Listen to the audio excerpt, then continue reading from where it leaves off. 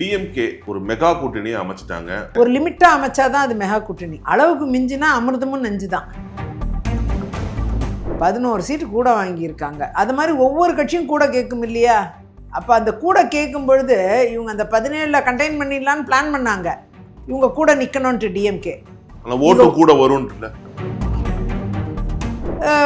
OPS மாதிரி ஆட்கள் டிஎம்கேக்கே போயிட்டாங்க. செங்கோட்டையன் அவர் இதுக்கே போயிட்டாரு, டிவிக்கே போயிட்டாரு. இப்படி அவருக்கு இருந்த எல்லா இதுவும் விலகி இப்போ அவர் அதிமுகவை ஒரு சுதந்திரமாக ஒரு ஃப்ரீடமோட ஃபுல் ஸ்விங்கில் நடத்தக்கூடிய ஒரு கெப்பாசிட்டி நிறைந்த ஒரு தலைவராக வந்துட்டார். ஃப்ரீடம் அதிமுகவெல்லாம் நடத்த முடியுதா? பிஜேபியில் இருக்கு நீங்க சொல்றதுனால. விஜய் ஒரு 3வது சக்தியாக வந்திருக்காரு. விஜயை காமிச்சு பயமுறுத்தி தான் காங்கிரஸ் சீட்டை உயர்த்திக்குச்சு. விஜய் நான் எல்லாத்தையும் சரி பண்ணிடுவேங்கிறாரு. மக்களுடைய முதல்வரா அவருடைய வாக்கு வங்கி என்ன? ஏடிஎம்கே கூட்டணி அவ்வளவு ஸ்ட்ராங்கா இருக்கு, பிஜேபி ஸ்ட்ராங்கா இருக்கு. வர மாட்டோம், நாங்க தான் வருவோம் சொல்ல மாட்டேங்கிறீங்க. நாம தான் வருவோம். ஆனா அதே நேரம்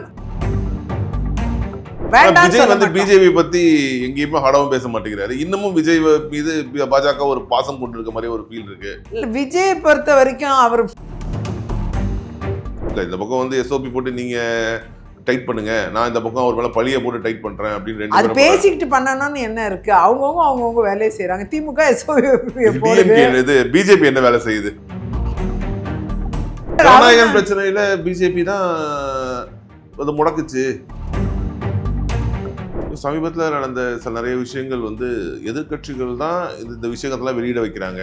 இப்போ ஒரு மீதான விவாகரத்து வழக்கு கூட இது திமுகவோட சதி, பிஜேபியோட சதி, அதிமுகவோட சதி, இப்படி எதிர்கட்சிகள் ஒரு இமேஜ். பாஜகவுக்கும் அதிமுகவுக்கும் இதுல என்ன இருக்கு சொல்லுங்க அப்படின்னு சொல்றாங்க. ஒன்றும் இல்லை, திமுகவுக்கு கூட இருக்குன்னு சொல்லலாம். ஏன்னா நீங்க நம்புறீங்க திமுக பண்ணுன்னு? சமீபத்தில் நடந்த ஒரு திருமண நிகழ்வுல விஜயும் ஒரு நடிகையும் சேர்ந்து அந்த நிகழ்ச்சியில் ஒரே மாதிரி ட்ரெஸ் போட்டுக்கிட்டு ஒரே கார்ல பங்கேற்கிறாங்க. இல்ல அரசியல் தலைவர் எதனால இப்படி இருக்கிறாரு?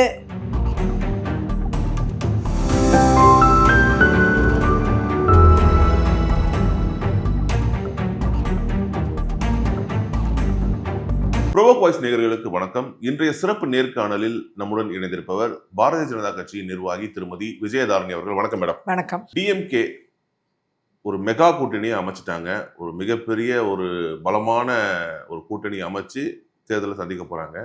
மெகா கூட்டணி அமைப்போன்னு சொன்ன எடப்பாடி அவர்கள் மற்றும் பாரதிய ஜனதா கட்சியினர் இது வரைக்கும் ஒரு பெரிய அளவில் ஒரு கூட்டணியை அமைக்கல. ஸோ உங்களுடைய இந்த எலெக்ஷன் ஸ்டேட்டஸ்ங்கிறது இப்போ எப்படி இருக்கு? இப்போ தேசிய ஜனநாயக கூட்டணி அதிமுக தலைமையிலான கூட்டணி 10க்கும் மேற்பட்ட கட்சிகளை கொண்டு ஒரு கூட்டணியை அமைச்சிருக்காங்க. ஒரு நிதர்சனமான கூட்டணி. ஆனால் அதே நேரம் 22 கட்சிகளை கொண்ட ஒரு கூட்டணியை மெகா கூட்டணிங்கிற பேரில் திமுக அமைச்சிருக்கு. ஆனால் அவங்க மெகா கூட்டணி அமைப்போம்லாம் சொல்லலை. எடப்பாடி பழனிசாமி தான் மெகா கூட்டணி அமைப்போன்னாரு. ஆனால் அவங்க சொல்லாமலே செஞ்சுட்டாங்க. ஒரு லிமிட்டாக அமைச்சாதான் அது மெகா கூட்டணி. அளவுக்கு மிஞ்சினா அமிர்தமும் நஞ்சு தான். 22 பேரை கொண்ட கூட்டணியை அமைச்சிட்டு இன்னைக்கு யாருக்கு என்ன கொடுக்குது? இருக்கிறது 234.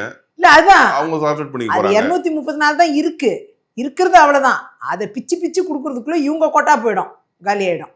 அந்த அளவுல நீங்க பாத்தீங்கன்னா காங்கிரஸ் 40-50 கேட்கும் போது கூட 28ல கரெக்டா அதை ஃபைனலைஸ் பண்ணிட்டாரு. நீ 28ங்கிறதே ஒரு கிட்டத்தட்ட 8-10 சீட்டு கூட தானே. இருக்கிற 18 17 சீட்டு தான். இப்ப அவங்க சிட்டிங் சீட்டு 17 தான். 11 சீட்டு கூட வாங்கியிருக்காங்க. அப்பனா கணக்கு அதுதான். போன வாட்டி அவங்களுக்கு 25 சீட்டு கொடுத்தாங்க போட்டிடுறதுக்கு. அதுல 18 வின் பண்ணாங்க. இப்போ 28 கொடுத்துருக்காங்க, அவ்வளவுதானே. 11 சீட்டு கூட வாங்கியிருக்காங்க. அது மாதிரி ஒவ்வொரு கட்சியும் கூட கேட்கும் இல்லையா? அப்ப அந்த கூட கேட்கும் பொழுது இவங்க அந்த 17 கண்டெயின் பண்ணிடலான்னு பிளான் பண்ணாங்க. இவங்க கூட நிக்கணும்ட்டு டிஎம்கே. ஓட்டு கூட வரும் கிடையாது, அப்படி கிடையாது. அதில் தான் அந்த ஃபார்முலா தான் தப்பு. நீங்கள் இந்த ஸ்டாட்டிஸ்டிக்ஸை நம்ம அதை கரெக்டாக பார்க்கணும். ஓவராக லோடு ஏற்றி அச்சாணி கலண்டுறோம். இப்போ இந்த 22 கூட்டணி கட்சிகளை ஓவர்லோடு ஏற்றிக்கிட்டோன்னா தேர் நகராது, அச்சாணி கலண்டு தான் நிற்கும். கஷ்டமாக இருக்கும், புல் பண்ணி போகிறது கஷ்டமாக இருக்கும். ஆனால் அதே நேரம் நீங்கள் பார்த்தீங்கன்னா இங்கே ஒரு நிதானமான கூட்டணி, 10க்கும் மேற்பட்ட கட்சிகள் விருப்பப்பட்ட எல்லாருக்கும் தேவையான சீட்டையும் கொடுத்து திருப்தியா ஒரு எலெக்ஷனை நடத்தக்கூடிய சாத்தியக்கூறுகள் இருக்கு. அது எல்லாமே முடிஞ்சிடும், சாத்தியக்கூறுகள் இருக்கு. எவ்வளவு சீட் கேக்குது பிஜேபி? இல்ல அதெல்லாம் இன்னும் முடிவாகல. அது எல்லாமே மேலிடம் அறிவிப்பாங்க, தலைவர்கள் அறிவிப்பாங்க. இப்ப நாம அதை அறிவிக்கிறதுனால அர்த்தம் இல்ல. ஆனா இல்ல ஒரு ஐடியா இருக்கும்ல உங்களுக்கு? இல்ல பேச்சுவார்த்தை நடந்துகிட்டு இருக்கு. ஒரு நல்ல சைஸபிள் நம்பர்ல தான் பாஜக நிற்கும். ஏடிஎம்கே மெஜாரிட்டி பெரும்பான்மையில நிற்பாங்க. அது மாதிரி எல்லா கட்சிகளுக்கும் ஓரளவுக்கு சீட்ங்கிறது கம்ஃபர்டபுள் ஷேரிங்கில் இருக்கும். அப்படி இந்த என்டிஏ கூட்டணி வந்து ஒரு நிதானமான கூட்டணி, ஒரு நிதர்சனமான கூட்டணி. பெரிய பாரங்களை இழுத்து போட்டுக்கல. அண்ணன் எடப்பாடியாருக்கு இருந்த பெரிய துன்பங்கள் கஷ்டங்கள் எல்லாமே இப்போ அகன்று போயிடுச்சு. ரூட் கிளியர் ஆயிடுச்சு. இப்போ எப்படின்னா பொதுச்செயலாளர் கேஸ் போட்ட எல்லாருமே சொந்த கட்சி ஆரம்பிச்சிட்டாங்க. ஓபிஎஸ் மாதிரி ஆட்கள் டிஎம்கேக்கே போயிட்டாங்க. செங்கோட்டையன் அவர் இதுக்கே போயிட்டாரு, டிவிக்கே போயிட்டாரு. இப்படி அவருக்கு இருந்த எல்லா இதுவும் விலகி இப்போ வந்து அவர் அதிமுகவை ஒரு சுதந்திரமா ஒரு ஃப்ரீடமோட ஃபுல் ஸ்விங்ல நடத்தக்கூடிய ஒரு கெப்பாசிட்டி நிறைந்த ஒரு தலைவரா வந்துட்டாரு. ஃப்ரீடம் அதிமுகவால நடத்த முடியுதா? பிஜேபில இருக்கு நீங்க சொல்றதுனால அது நடத்த முடியும். அது ஒரு தனி கட்சி. ஏன்னா பிஜேபி நம்ம கூட்டணியில தான் இருக்கமே தவிர அடிமையா நடத்துது அப்படிங்கிறது அப்படி பார்க்க போனா நானும் தான் சொல்லலாம், திமுக காங்கிரஸ் அடிமையா நடத்துதுன்னு சொல்லலாம், நடத்துறாங்கன்னு சொல்லலாம். அப்படி சொல்றதுல அர்த்தம் இல்ல. இல்ல அவங்க பிடிவாதமா இருந்து 3 சீட் எக்ஸ்ட்ரா வாங்கிட்டாங்களே. அது 3 சீட் தானே வாங்க முடிச்சு. கேட்டதை விட 41 இல்ல 22 தானே வாங்க முடிஞ்சு. அப்பயும் வாங்க முடியல. ராஜ்யசபா 2 கேட்டாங்க, வாங்க முடியல. அப்படி பார்க்க போனா அடிமையா வச்சிருக்காங்க நம்மளும் தான் சொல்லலாம். ஆனா அது பொருந்திய வார்த்தையா தேசிய கட்சியை இங்க ரீஜனல் எலெக்ஷன் வரும்போது அவங்களோட நெகோசியேட் பண்ற அந்த கெப்பாசிட்டி வச்சிருக்கிறது ஒரு ரீஜனல் பார்ட்டிக்கு பலம். ஆனா அதே நேரத்துல இங்க ஒரு ரீஜனல் பார்ட்டியை ஒரு நேஷனல் பார்ட்டி அடிமையா வச்சிருக்கணும் போது அது பலகீனமா தான் பார்க்கப்படும். கிடையாது, அந்த மாதிரி அடிமைத்தனம் எங்கேயுமே கிடையாது. இங்க இந்த கூட்டணியில கிடையாது. ஆனா அதே அங்க நீங்க பாத்தீங்கன்னா திமுகல பாத்தீங்கன்னா காங்கிரஸ மாநில தேர்தலையும் அடிமையா வச்சிருப்பாங்க, தேசிய தேர்தலையும் அடிமையா வச்சிருப்பாங்க. இதுதான் பிரச்சனை. இங்க வந்து தலைமை தாங்கிறது அவங்கதான். இதுதான் பிரச்சனை. இங்கேயும் நீங்க பாத்தீங்கன்னா தேசிய ஜனநாயக கூட்டணி அதிமுக தலைமையிலான கூட்டணி. அதுதான் அதிமுக தலைமையிலான கூட்டணி சொல்றீங்க. இப்போ திமுக பொறுத்த வரைக்கும் பாத்தீங்கன்னா சீட்டு பேசுறது கொள்றது எல்லாத்துக்குமே அவங்க அறிவாலயம் தான் போறாங்க. ஆனா இங்க எந்த ஒரு விஷயம் இருந்தாலும் எடப்பாடி பழனிசாமி டெல்லிக்கு போக வேண்டியதா இருக்கு. டெல்லியில இருந்து திரு அமித்ஷா அவர்களும் எடப்பாடி பழனிசாமியை பார்க்க வர்றாருல்ல. இங்க அண்ணன் எடப்பாடி யாரோ அவர் வீட்டுல வந்து பாத்துருக்காரு. கட்சி ஆபீஸ் ராயப்பேட்டால இருக்கு. வீட்டுல போய் பாத்துருக்காரு. வீட்டுல போய் பாத்துருக்காங்களா? வீட்டுல போய் பார்த்து உணவு அருந்திட்டு தான் போயிருக்காங்க. அது ஒரு ஹாஸ்பிட்டாலிட்டி. திருமதி கனிமொழி அவர்கள் போய் ராகுல் காந்திய டெல்லியில பாக்கலையா? இப்ப அது மட்டும் எப்படி? அதுவும் நம்ம அந்த குடும்பத்துல இருந்து ஒருத்தர் போய் பார்க்க தானே செய்யறாங்க. எல்லாரும் போய் பார்க்க தானே செய்யறாங்க. பார்த்தாரு. அது மாதிரி பரஸ்பரம் நடக்கும். அதை போய் நாம ஒரு அடிமைத்தனமா பார்க்க வேண்டிய அவசியம் இல்லை. பரஸ்பரம் நடக்குது. எல்லா கட்சிகளையும் பரஸ்பரம். இன்னைக்கு காலங்கிறது எப்படி இருக்குன்னா பரஸ்பரம் எல்லா விஷயங்களையும் அணுகக்கூடிய தன்மை இருக்கவங்க தான் வெற்றி பெறுவாங்க. அப்படிப்பட்ட ஒரு சூழ்நிலை இருக்கு. யாரையும் எதையுமே வந்து ஈகோ பார்க்காம மூவ் ஆகிறது தான் கரெக்டுன்ட்டு 2 கூட்டணிகளும் நினைக்குது. திமுகலையும் அதே நினைப்பு தான் இருக்கு, அதிமுகலையும் அதே நினைப்பு தான் இருக்கு. அதனால இது 2 பேருமே அப்படிதான் பயணிக்கிறாங்க. இன்னைக்கு அந்த மாதிரி ஒரு ஃபீல்டு வந்துருச்சு. எந்த ஈகோவும் இல்லாத ஒரு ஃபீல்டு, பொலிட்டிக்கல் ஃபீல்டு இன்னைக்கு வந்திருக்கு. அது ஒரு பெரிய மாற்றம் தான். முன்னாடிக்கு இப்போ எவ்வளோ சேஞ்ச் இருக்குது. பொலிட்டிக்கல் சினாரியோ நிறைய மாறி இருக்குது. தமிழ்நாடு போன்ற மாநிலத்தில் ஸ்டிஃபாக இருந்த பொலிட்டிக்கல் ஸ்டிஃப்னஸ் எல்லாம் குறைஞ்சி இப்போ ஒரு லிபரலைஸ்டு சூழ்நிலை எல்லா கட்சிகள்லையும் இருக்கிறத பார்க்க முடியுது. ஆகையால இந்த சூழ்நிலை இருக்கு. இதை எடுத்துக்க வேண்டிய விஜய் ஒரு 3வது சக்தியா வந்திருக்காரு. விஜயை காமிச்சு பயமுறுத்தி தான் காங்கிரஸ் சீட்டை உயர்த்திக்குச்சு. அப்படி விஜயை காமிச்சு பயமுறுத்துற ஒரு திட்டம் வந்து வெற்றி பெற்றிருக்கு. ஒரு பக்கம் காரணம் விஜய் கூட இருக்கலாம். ஏன்னா ஒருவேளை அது 3வது சக்தி வரும்பொழுது தானே அதோடைய தாக்கம் இருக்கிற கட்சிகளுக்கு ஏற்படும். அது கூட இருக்கலாம், ஒருவேளை இருக்கலாம். Maybe that. ஸோ இப்போ பிஜேபியோட ஸ்டாண்ட் என்ன தமிழ்நாட்டில் இப்போ ஏடிஎம்கே கூட்டணியில்? இல்லை, பிஜேபி பொறுத்த வரைக்கும் தேசிய ஜனநாயக கூட்டணி இவங்க அதிமுக தலைமையை ஏற்க வச்சிருக்கு. பாஜக தலைமையில் அவங்க தான் இருக்காங்க. அவங்க தான் தலைமையேற்று நடத்துகிறாங்க இந்த கூட்டணியை. எல்லா இடத்துலையுமே தேசிய ஜனநாயக கூட்டணின்னு தான் எல்லாரும் சொல்றாங்க.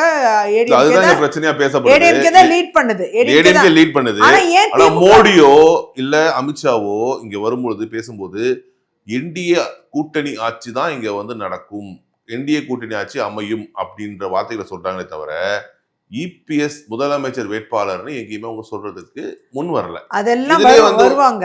அது அந்த அடிப்படையில அது ஏற்கனவே அறிவிச்சாச்சு. தேர்தல் கூட்டணி அறிவிச்ச அன்னைக்கே முதலமைச்சர் கேண்டிடேட் திரு எடப்பாடி பழனிசாமின்னு அமித்ஷா அறிவிச்சிட்டு போனதை நீங்களாம் மறந்துட்டே பேசுறீங்க. அவர் ஏற்கனவே சொல்லியிருக்காரு. அந்த அளவில் இன்னைக்கு திமுக கூட்டணியில் இண்டி கூட்டணின்னு எங்கேயாவது சொல்கிறாங்களா? அது இண்டி கூட்டணி, இந்தியா முழுக்க இருக்குது இண்டி கூட்டணி. திமுக என்னைக்காவது முதலமைச்சர் என்னைக்காவது ஒரு வார்த்தை இந்தி கூட்டணி இது அப்படின்னு சொல்லிட்டா காங்கிரஸ்க்கு அந்த முற்போக்கு கூட்டணி சொல்ல மாட்டேங்கிறாங்க. அவங்க இந்தி கூட்டணி சொல்றது மதசார்பற்ற முற்போக்கு கூட்டணி அது சொல்றதே கிடையாது. திமுக கூட்டணி தான் சொல்லுவாங்க. அவங்க திமுக தான் முன்னிலை பெறுமே தவிர அங்க காங்கிரஸோ பிற கட்சிகளோ யாருமே முன்னிலை பெற முடியாது. அதை விட இது பெட்டர் சூழ்நிலை. சொல்லப்போனா எல்லாரையும் இணக்கமா கொண்டு போற ஒரு சூழ்நிலை இருக்கு. அதுதான் நம்ம பார்க்கணும். ஏன்னா 2021 தேர்தல் 2024 தேர்தல் இதெல்லாம் நம்ம கம்பேர் பண்ணும்போது நீங்கள் பார்த்தீங்கன்னா 21 தேர்தலில் அதிமுகவும் பாஜகவும் இணைந்து போட்டியிட்ட ஒரு தேர்தல். அதில் 42% வாக்குகளை பெறுறாங்க. அதே அமமுக தனியாக போட்டிடுறாங்க. டிடிவி அவர் கட்சி 7% வாக்குகளை பெறுறாங்க. நாம் தமிழர் 3% வாக்குகளை பெறுறாங்க. அதே திமுக 48%, திமுக கூட்டணி 48% வாக்குகளை பெறுறாங்க. இதே அமமுகவும் அதிமுகவும் இணைந்து பயணிச்சிருந்தா அன்னைக்கு 49% வாக்குகளை பெற்று ஆட்சி அமைச்சிருப்பாங்க. 1% டிஃப்ரென்ஸில் தான் ஆட்சி கையை விட்டு போகுது திமுக கையில். வெறும் 117 அறுதி பெரும்பான்மை 118 எம்எல்ஏவோடு தான் கவர்மெண்ட் ஃபார்ம் பண்ணுறாங்க. அதுக்கப்புறம் தான் பை எலெக்ஷனில் 3 நாள் ஜெயிச்சு அது 122, 23 மாறுது. இன்னை வரைக்கும் அதுதான் ஸ்டேட்டஸ், அதுதான் நிலைமை. அப்படி 1% டிஃப்ரென்ஸை ஃபார்ம் ஆன கவர்மெண்ட் தான் டிஎம்கே. அதனால் அதை வச்சு நம்ம இன்னைக்கு கணக்கு பண்ணும்போது அதே அமமுகவால் உள்ள தொய்வு இன்னைக்கு சரி செய்யப்பட்டிருக்கு. இந்த கூட்டணியில் தேசிய ஜனநாயக கூட்டணியில் இணைஞ்சிருக்காங்க, அது சரி செய்யப்பட்டிருக்கு. அது மாதிரி வேற சிறிய கட்சிகள் வேற பக்கம் போயிருக்காங்க. அவங்களுக்கு தேவைகள் இருக்கு. ராஜ்யசபா சீட் வேணும், அது வேணும், இது வேணும்னு அவசியங்கள் இருக்கிறதுனால போயிருக்காங்க. அதை நம்ம தவறுன்னு எடுத்துக்கோங்க. அங்க சேர்ந்த கூட்டணியில இருந்து பயணிச்ச தேமுதிக இன்னைக்கு டிஎம்கே கூட்டணிக்கு போயிட்டாங்க. ஸோ அமமுக வந்திருந்தாலுமே கூட அது எந்த அளவுக்கு உங்களுக்கு கை கொடுக்கும்னு எதிர்பார்க்குறீங்க? ஏன்னா எல்லாமே பெருசு தானே. 2021 அமமுக தேமுதிக சேர்ந்துருந்தாங்க. அதுக்கப்புறம் 2024 பிஜேபியிலேருந்து வெளியே போயிட்டு மறுபடியும் ஏடிஎம்கே கூட சேர்ந்து நின்னாங்க தேமுதிக. இப்போ டிஎம்கே கூட வந்திருக்காங்க. அது ஒரு 0.5% ஓட்டு அவங்களுக்கு இருக்கு. அது இனிமே அவங்க அந்த ஓட்டு இந்த தடவை டிஎம்கே கூட வந்ததால இன்க்ரீஸ் ஆகும்னு எதிர்பார்க்குறாங்க. ஆனால் இருந்த வரைக்கும் 0.5% ஓட்டுங்கிறது பெரிய சேதாரம் இல்லை. தேசிய ஜனநாயக கூட்டணிக்கு பெரிய ஒரு சேதாரம் கிடையாது. இனிமே வரப்போகிற ஓட்டுக்கு நம்ம அது பொறுப்பேற்க முடியாது. அவங்க திமுகவோட இணைந்திருப்பாங்க, அது எப்படி வருங்கிறது தெரியாது. அதனால் அது பெரிய ஒரு தாக்கத்தை ஏற்படுத்தாது. அதே மாதிரி ஓபிஎஸ் கூட போனவங்க கூட பார்த்தீங்கன்னா ஓபிஎஸும் அவங்க கூட 3 பேரும் தான் போயிருக்காங்களே தவிர அவங்களோட தொண்டர்கள் நிர்வாகிகள் எல்லாரும் ஏடிஎம்கேலே இருந்துட்டாங்க, யாருமே போல. அப்போ அந்த ஒர்க் ஃபோர்ஸ் ஃபுல்லாக இங்கே இருந்துருச்சு. அதே மாதிரி திரு செங்கோட்டையன் அவர்கள் போனாரே தவிர அவரோட ஒர்க் ஃபோர்ஸ் ஃபுல்லாக திருப்பி அதிமுகலே சேர்ந்துட்டாங்க. அதனால் இது பார்த்தீங்கன்னா அந்த தலைவர்கள் அந்தந்த மாறிப்போன இடங்களில் தனித்து விடப்பட்டிருக்காங்க. அவங்களோட பலவீனம் இந்த தேர்தலில் தெரிஞ்சிடும், என்னங்கிறது தெரியும். அப்படி பெரிய பாதிப்பு இல்லைங்கிறது என்னுடைய பார்வை. பாதிப்பு அதிமுகவுக்கு பெரிய பாதிப்பு இல்லை, தேசிய ஜனநாயக கூட்டணிக்கும் பெரிய பாதிப்பு இல்லை. இந்த 10க்கும் மேற்பட்ட கட்சிகள் சேர்ந்து இருக்கிறதுனால ஒரு ஆட்சி மாற்றம் வேணுங்கிறது தமிழ்நாடுடைய மனநிலை இருக்கு. கிருஷ்ணசாமி கூட இப்போ கூட்டணியில இல்ல திமுக பேசிட்டு இருக்காரு, தெரியல. இன்னும் அவருடைய முடிவை அறிவிக்காத வரைக்கும் நம்ம ஒன்றும் சொல்ல முடியாது. இப்போ இதுல முக்கியமா எதிர்கட்சிகள், அதாவது குறிப்பா திமுக கூட்டணி கட்சிகள் வைக்கக்கூடிய மிகப்பெரிய ஒரு பிரச்சாரம், இந்த தேர்தல் என்பது தமிழ்நாட்டு மக்களுக்கும் டெல்லிக்குமான தேர்தல், தமிழ்நாட்டுக்கும் என்டிஏவுக்குமான தேர்தல். பிஜேபி இங்கே வரத்துக்கான காலூன்றுவதற்கான எல்லா சாத்தியக்கூறுகளும் இருக்கு. அதிமுகவுடைய முதுகில் ஏறி வந்துருவாங்க, நீங்க அலோவ் பண்ணாதீங்கன்ற ஒரு பிரச்சாரத்தை மக்கள்கிட்ட முன்வைக்கிறாங்க.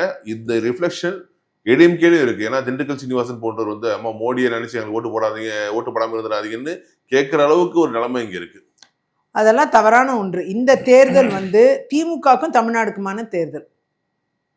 இது திமுகவோட ஊழல். திமுக தேர்தல் எடுத்துக்கலாமா? அது கிடையாது.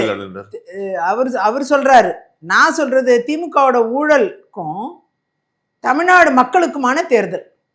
திமுகவோட ஊழல், திமுகவோட ஆட்சியில் இருக்கக்கூடிய போதைப்பொருள் புழக்கம், டாஸ்மாக்னால உள்ள கொடூரங்கள், 2.25 லட்சம் கோடி வருமானத்தை பார்க்குறாங்களே தவிர டாஸ்மாக்னால 7,000 கடை கிட்ட 6,000 கடைக்கு மேலே உயர்ந்துருச்சு. எலைட் பார்லாம் சேர்த்தா 7,000 கடை ஆயிடுச்சு. அம்மையார் காலத்தில் 3,500 கடை இருந்துச்சு. அப்போ நான் ப்ரைவேட் மெம்பர் பில் கொண்டு வந்தேன் சட்டசபையில், தனிநபர் மசோதா. அந்த தனிநபர் மசோதாவை திரும்ப பெறணும்னு சொல்லி 1000 கடைகளை குறைச்சாங்க. அன்னைக்கு படிப்படியாக குறைக்கிறோம் அப்படின்னு சொல்லி ப்ராமிஸ் பண்ணாங்க. அது நடந்துச்சு. ஆனால் அண்ணன் எடப்பாடியார் காலத்துலேயும் இப்போ கடைகளை குறைச்சாங்க. 2,500 கடைகளாக இருந்துச்சு 2021 திமுக ஆட்சிக்கு வரும்பொழுது. இன்னைக்கு அது எலைட் பாரோட சேர்த்து 7,000க்கு மேற்பட்ட கடைகளாக ஆயிருக்கு. அப்போ அந்த அளவுக்கு போதை புழக்கங்கிறது சிறுமிகள் கையில், கவர்மெண்ட் ஸ்கூலில் அவங்க கையில் இருந்த நம்ம வீடியோ பார்த்தோம். மதுபானம் அப்படி போதைப் பொருள் எங்க பார்த்தாலும் போதை பழக்கம், எங்க பார்த்தாலும் சிந்தட்டிக் ட்ரக்ஸ், எங்க பார்த்தாலும் கஞ்சா. என்டிஏ ஆட்சி வந்தா மதுவிலக்கு கொண்டு வரப்படுமா? என்டிஏ ஆட்சி வந்தா பீகார் மாதிரி கொண்டு வரப்படும். படிப்படியாக கொண்டு வரப்படும், படிப்படியாக குறைக்கப்படும், படிப்படியாக குறைக்கலாம். அது வந்து திமுக முழு மதுவிலக்கு கொண்டு வரப்படும் சொன்னாங்க, தோத்துட்டாங்க. நீங்க சொல்றீங்க அதனால தோத்துட்டாங்கன்னு நம்ம சொல்ல முடியாது. அதுக்கு காரணங்கள் நிறைய இருக்கும். வெறும் அது ஒரு காரணம்னு நம்ம சொல்ல முடியாது. அப்பனா மது பிரியர்கள் மட்டும்தான் ஓட்டு போடுறாங்களாங்கிற கேள்வியும் இருக்கு.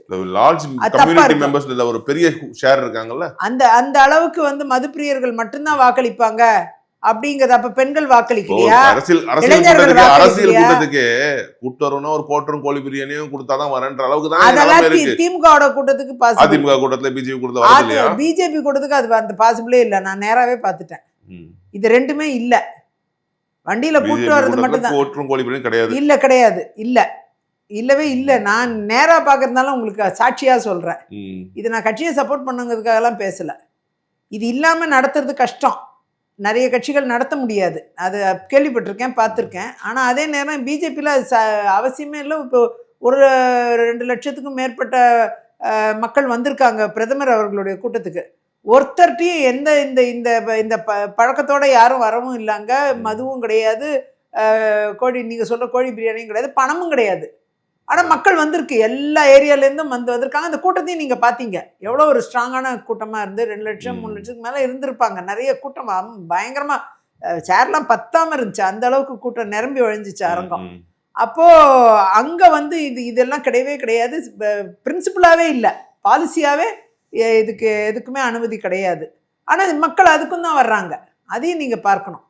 அப்படி இந்த மாதிரி கூட்டங்கள் நடத்துறத வச்சு நம்ம சிலதை ஜட்ஜ் பண்ண முடியாது. இப்போ விஜய்க்கு வர கூட்டம் வந்து வேற மாதிரி ஒரு கூட்டம், அது ஓட்டு போடுற கூட்டமானு தெரியல, அந்த கேள்வியும் இருக்கு. ஆனால் பயங்கர இன்ட்ரெஸ்டாக ஒரு ஆர்வத்தோட வரக்கூட கூட்டமாக தெரியுது, பார்க்கும்போது அப்படி தெரியுது. அவங்களும் வந்து இந்த மாதிரி கொடுத்து கொண்டு வர கூட்டம் மாதிரி தெரியல. இந்த கோழி பிரியாணியோ மதுவோ இதெல்லாம் கொடுத்து கொண்டு வர கூட்டம் மாதிரி தெரியல. விஜய் கூட்டத்தில் அந்த மாதிரி தெரியல, ஒரு ஆர்வத்தோட வர்ற கூட்டம். ஆனால் அது வாக்கா மாறுமான்னு சந்தேகம். அது இனிமே தான் ப்ரூவ் பண்ணணும் அவர். அந்த மாதிரி ஒரு கூட்டத்துக்கு ஒரு டிசைன் இருக்கு. அந்த மாதிரி பார்த்தீங்கன்னா அது திமுக கூட்டத்தில் தான் ரொம்ப ஃபேமஸ். நம்ம பார்த்துருக்கோம், எல்லா மதுக்கடையும் பக்கத்தில் இருக்கிறதெல்லாம் ஃபுல்லாக இருக்கும். அன்னைக்கு சப்ளை பயங்கரமாக இருக்கும் அந்த ஏரியாவில். வருமானமும் அவங்களே சொல்லுவாங்க, இவ்வளோ வருமானம் அந்த ஏரியாவில் அதிகமாக வந்திருக்குன்னு அவங்களே டிக்ளேரும் பண்ணுவாங்க. ஸோ இதை வந்து நம்ம அந்த மாதிரி கூட்டங்களை தான் நம்ம ஒப்பிட முடியும். இந்த கூட்டங்களில் இப்படி தான் இருக்குது. ஆகையால் இதெல்லாம் வாக்கா மாறுமா அப்படிங்கிறது கேள்வி. இந்த இடத்துல கொண்டு வருவீங்களான்னு கேட்டேன். மதுவிலக்கு படிப்படியாக சாத்தியம்தான், கொண்டு வரலாம், படிப்படியாக கொண்டு வர முடியும். படிப்படியாக குறைச்சிட்டு வரணும். குறைச்சிட்டு வந்தீங்கன்னா ஆட்டோமேட்டிக்காக அவங்க மதுவினால் பாதிக்கப்பட்டவங்க மீட்டெழுறதுக்கு ரீஹேபிலிட்டேஷன் சென்டர்ஸ் விரிவாக்கம் பண்ணணும், அதிகப்படுத்தணும். அது பண்ணும்போது ஆட்டோமேட்டிக்காக அதிலேருந்து வெளியில் வரக்கூடியவங்க கொஞ்சம் கொஞ்சமாக அந்த மதுவிலேருந்து எடுக்கணும். நிறைய பேரை வெளியில் எடுக்கணும். அந்த கட்டாயத்தில் இருக்காங்க, நிறைய பேர் அடிக்ஷனில் இருக்காங்க. அந்த அடிக்ஷன்னால தான், மதுவினால மட்டும் அடிக்ஷன் இல்லை, போதைப் பொருள் அடிக்ஷனு, கஞ்சா, சிந்தட்டிக் ட்ரக்ஸ்ன்னு பயங்கரமான இந்த அடிக்ஷன் தமிழ்நாட்டில் ரொம்ப அதிகமாக புரையோடி போயிடுச்சு. இதனால் என்ன, நாங்குநேரி சம்பவம், இரட்டை கொலை, சிவகங்கையில் கொலை பண்ணுறாங்க, 7 பேர் விரட்டி அருவாள் வெட்டு. இது மாதிரி தொடர்ந்து இப்போ 2 நாளாகவே நடந்துக்கிட்டு இருக்கு. இதெல்லாம் இப்போ தொடர்ந்து நடந்துட்டுருக்கு. இந்த சம்பவங்கள் எல்லாம் பார்க்கும்பொழுது இப்போ பீகார் ஒரு குடும்பத்தையே கொலை பண்ணி முடிச்சிட்டாங்க சென்னையில். அப்படி இந்த தொடர்ந்து நடந்துட்டுருக்கிற இந்த விஷயங்கள் எல்லாமே நீங்கள் பார்த்தீங்கன்னா இதுக்கு காரணம் இந்த போதை புழக்கம்தான். இதை கட்டுப்படுத்த முடியாத திமுக அரசு, ஒரு கட்டுக்குள்ளே கொண்டு முடியல. அவங்களால சட்டம் ஒழுங்கு சூழ்நிலையை ஹோல்ட் பண்ண முடியல. பாலியல் வன்கொடுமை எல்லாமே இந்த போதைப் பொருள்னால தான். சிறுவர்கள் மீது வரக்கூடிய எல்லா போக்சோ வழக்குகள் எல்லாமே இந்த போதைப் பொருள் அடிப்படையில் தான் வருது. இன்றைக்கி குழந்தைங்களை நம்ம வெளில அனுப்புறதுக்கு பயமாக இருக்குது. அப்படிப்பட்ட தாய் தந்தையர் என்ன யோசிக்கணும்? நம்ம குழந்தைங்க வெளியில் போனோம் படிக்கணும் அப்படின்னா மாற்று அரசு தான் வரணும். ஆட்சி மாற்றம் தான் தீர்வு. அதுதான் ஒரே வழி. விஜய் நான் எல்லாத்தையும் சரி பண்ணிடுவேங்கிறாரு. அவரும் சொல்றாரு, அவரும் வாக்குறுதிகள் கொடுக்கறாரு. மக்களுடைய முதல்வரா தெரியாது, அதெல்லாம் நம்ம இப்ப ஒண்ணுமே கணிக்க முடியாது. அவருடைய வாக்கு வங்கி என்ன நாம தான் வருவோம். ஆனா அதே நேரம் விஜயை பொறுத்த வரைக்கும் அவர் ஒரு கொள்கையோட ஒரு இதோட பயணிக்கிறாரு. அவரை பொறுத்த வரைக்கும் அவர் வர்றது சிரமம்தான். அவர் முயற்சி எடுக்கிறாரு. பிஜேபி பத்தி எங்கேயுமே ஹடவும் பேச மாட்டேங்கிறாரு. இன்னமும் விஜய் மீது பாஜக ஒரு பாசம் கொண்டு இருக்க மாதிரி ஒரு ஃபீல் இருக்கு. இல்ல, விஜய் பொறுத்த வரைக்கும் அவர் ஃபீல்டை இனிமே தான் டெஸ்ட் பண்றாரு. ஃபீல்டை இனிமே தான் ப்ரூவ் பண்ண போறாரு. ஒரு ப்ரூவ் பண்ற முயற்சி எடுக்கிறவரை முதலே அடிக்க கூடாது. ஃபர்ஸ்ட் அவர் சொல்றாரு, டிஎம்கேவும் ஏடிஎம்கேவும் ஒன்னு சேர்ந்து என்ன அண்டர் டீலிங் போட்டு என்ன அடிக்கிறதுக்கு ட்ரை பண்றாங்க, சதி செய்யறாங்க அப்படிங்கிறாரு. சதி செய்யறது இருக்கோ இல்லையோ, அரசியல் கட்சிகள் வரும்போது டீல் போட வேண்டிய அவசியம் இல்லை. அவங்கவுங்க வேலையை அவங்கவுங்க செஞ்சுக்கிட்டு இருப்பாங்க. இல்லை, இந்த பக்கம் எஸ்ஓபி போட்டு நீங்க டைட் பண்ணுங்க, நான் இந்த பக்கம் ஒரு வேலை பழிய போட்டு டைட் பண்றேன் அப்படின்னு அது பேசிக்கிட்டு பண்ணணும்னு என்ன இருக்கு? அவங்கவுங்க வேலையை செய்யறாங்க. திமுக பிஜேபி என்ன வேலை செய்யுது? பிஜேபி சிபிஐ பொறுத்த வரைக்கும் அவரே கேட்டது, அவர் ஸ்டேட்மெண்ட் கொடுத்தாகணும். சுப்ரீம் கோர்ட் கொடுத்தது, சுப்ரீம் கோர்ட் கொடுத்தது அவரே கேட்டது. ஓய்வு பெற்ற நீதிபதி தலைமையில ஒரு விசாரணை கொடுத்துருவாங்க. அதை அவங்க ஏத்துக்கிட்டாங்க. வேண்டாம்னா அவங்க மறுபடியும் பெட்டிஷன் போட்டுருக்கலாம், சிபிஐ வேண்டாம், எனக்கு ஓய்வு பெற்ற நீதிபதி வேணும்னு பிடிவாதமா இருந்திருக்கலாம். அவங்க இல்லையே, வந்துட்டாங்க. அவங்களே வாண்டடா சிபிஐ வேணும்னுக்குள்ள அவங்க அக்செப்ட் பண்ணி வந்துட்டாங்க. ஆனா சிபிஐல ஒரு இது என்னன்னா, யார் அந்த ஸ்பாட்ல இருந்தாங்க, யார் கம்ப்ளைண்ட் யார் கோர்ட்டுக்கு போனாங்க, எல்லாரையும் விசாரிக்கணும். அந்த விசாரணை போயிட்டு இருக்கே தவிர விட்னஸா விசாரிச்சுக்கிட்டு இருக்காங்க. இன்னும் அது வழக்கு முடியுமா தெரியல, ஒரு துரிதப்படுத்துற மாதிரியே தெரியல. இல்ல, அது படிப்படியா தானே போய் எவ்வளவு விட்னஸ் விசாரிக்கணும்? எல்லா விட்னஸையும் விசாரிச்சு முடிச்சுதானே ஒரு தீர்வுக்கு வர முடியும். அதனால எடுத்த எடுப்புல யார் மணியும் குற்றம் சொல்ல முடியாது இல்லையா? அது விசாரணைக்கு பிறகுதான் நம்ம அவங்க பத்தி. பிஜேபி விஜய் சாஃப்ட் கார்னரா இல்ல சாஃப்ட் கார்னர் பிரச்சனையில பிஜேபி தான் அது முடக்குச்சு அப்படிங்கிற ஒரு இல்லையே. அவங்க இன்னுமே அங்க தேவையான என்ஓசிஸை ப்ரொடியூஸ் பண்ணாம இருக்காங்க. இன்னுமே அந்த டிலே ஏன்னு எனக்கு புரியல. ஏன் ப்ரொடக்ஷன் ஹவுஸ் உக்காந்துருக்குன்னு தெரியல. They should have been faster. அவங்க இப்போ கூட ஒன்றும் அதுக்கு இது இல்லை. அதுக்கு ஒரு தேவையான என்ஓசிஸை வாங்காமல் இருக்காங்க. அந்த என்ஓசிஸை வாங்கி they have to produce. Revision board முன்னாடி போயிருச்சு. இப்போ சுப்ரீம் கோர்ட், ஹைகோர்ட் எல்லாருமே ரிவிஷன் போர்டு முன்னாடி முடிச்சுட்டு வாங்கன்னு சொல்லி அனுப்பிச்சிட்டாங்க. ரிவிஷன் போர்டை சாட்டிஸ்ஃபை பண்ணுற ரெக்கார்ட்ஸை ப்ரொடியூஸ் பண்ணாலே அவங்க கொடுத்துருவாங்க. they can release the picture. அந்த மாதிரி ஏன் இவங்க அதுக்குண்டான முயற்சி எடுக்கல? எல்லா விஷயத்தை தாண்டி இந்த விஷயத்துல பயங்கர ஆக்டிவா இருந்த மாதிரி தெரிஞ்சு. ஒருவேளை பிஜேபி எல்லா ஃபிலிமுக்குமே இப்படிதான் இல்ல, எல்லா ஃபிலிமுக்கும் இப்படிதான் இருப்பாங்க. எல்லா ஃபிலிமுக்குமே அவங்க ஒரு இது கொடுத்துட்டாங்கன்னா அதை கம்ப்ளை பண்ணி ஆகணும். எல்லாருமே ஒரு சில படங்கள் ஒரு வருஷம் போராடி எல்லாத்தையுமே கம்ப்ளை பண்ணி சர்டிஃபிகேஷன் வாங்கி ரிலீஸ் பண்ண பிக்சர்ஸ் எவ்வளவோ இருக்கு, உங்க நாலேஜுக்கே இருக்கும். அப்படி இருக்கும்போது இவங்களும் அதை கம்ப்ளைண்ட் பண்ணணும்ல. இது ஒரு ஹை ப்ரொஃபைல் படம், ஒரு அரசியல் தலைவரோட படம் அப்படிங்கிறதுக்காக அதுக்கு ஸ்பெஷல் ஸ்டேட்டஸ் கொடுக்க மாட்டாங்க. எல்லாருமே சொல்றாங்க மேண்டேட்ரி. அதாவது சர்டிஃபிகேஷனுங்கிறது மேண்டேட்ரியை தவிர டிஸ்கிரிஷனரி கிடையாது, ஆப்ஷனல் கிடையாது, அது மேண்டேட்ரி. அப்போ மேண்டேட்ரிங்கிறப்ப அது ப்ரொடியூஸ் பண்ணால் அது கையில் இருந்தால் தான் அவங்க ரிலீஸ் பண்ண முடியும். அப்படி இருக்கும்போது அதுக்குண்டான அடிப்படை தேவைகளை ரிவிஷன் போர்டு முன்னாடி ப்ரொடியூஸ் பண்ணாமல் இவங்க என்ன செஞ்சுட்டு இருக்காங்க? இவங்க ப்ரொடக்ஷன் ஹவுஸ் என்ன செய்யுது? தூங்கிட்டு இருக்கா? எனக்கு அதான் கேள்வி. அதுக்குள்ள வேலையை பார்த்து அதை ப்ரொடியூஸ் பண்ணி பிஜேபியை பெருசா எதிர்க்க மாட்டேன், அதை பத்தி பேசவே மாட்டேங்கிறார் அப்படிங்கிறதுக்கு இதுதான் ஒரு முக்கியமான காரணமா சொல்லப்படுது.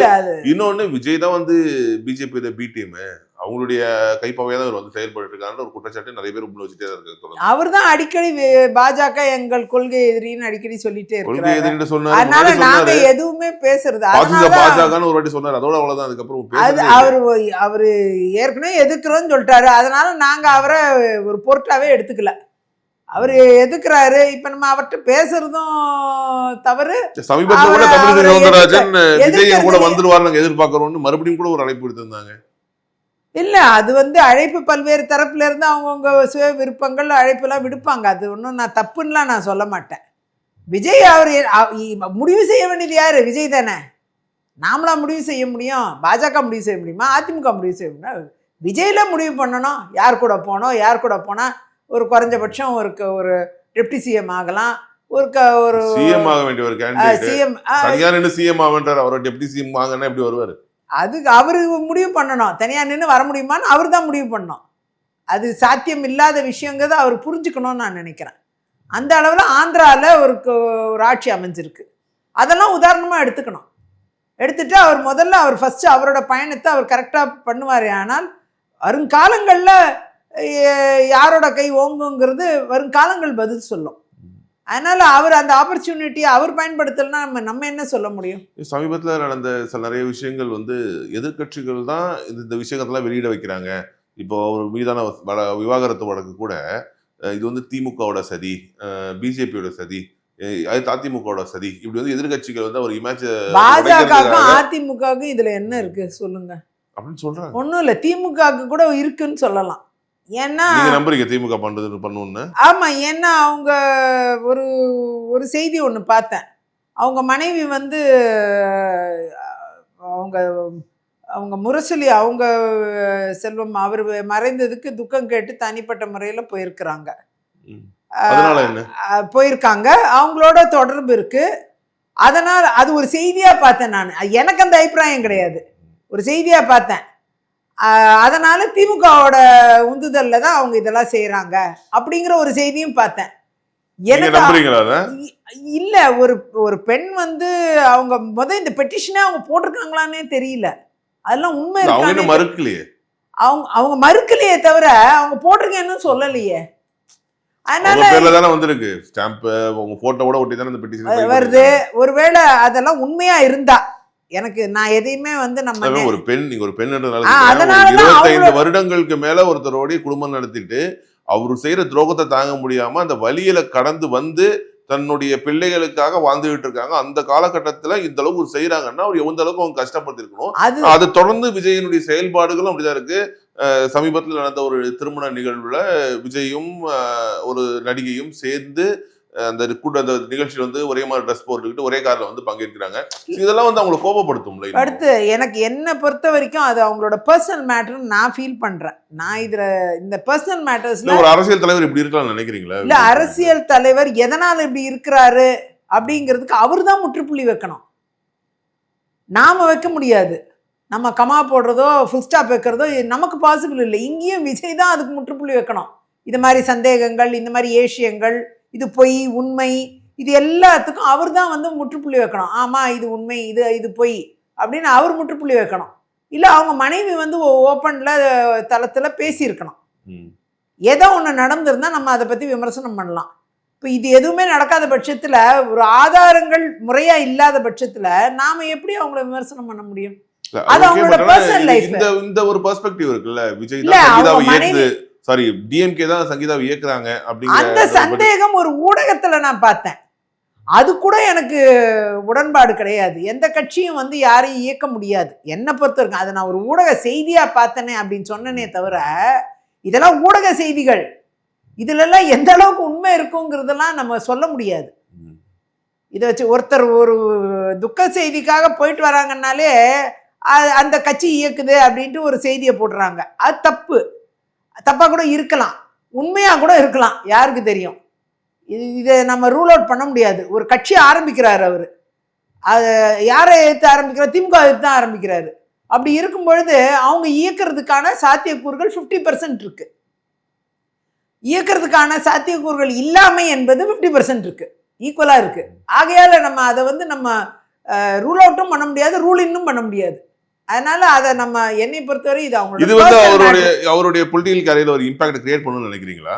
ஒரு தலைவர் பொலிட்டிக்கல் கேரியர்ல அவர் முற்றுப்புள்ளி வச்சாருன்னா அந்த இம்பாக்ட் அதோட முடிஞ்சு போயிடும். எப்படி வைக்கலாம்ன்றீங்க? அது அவர் எக்ஸ்பிளைன் பண்ணணும்.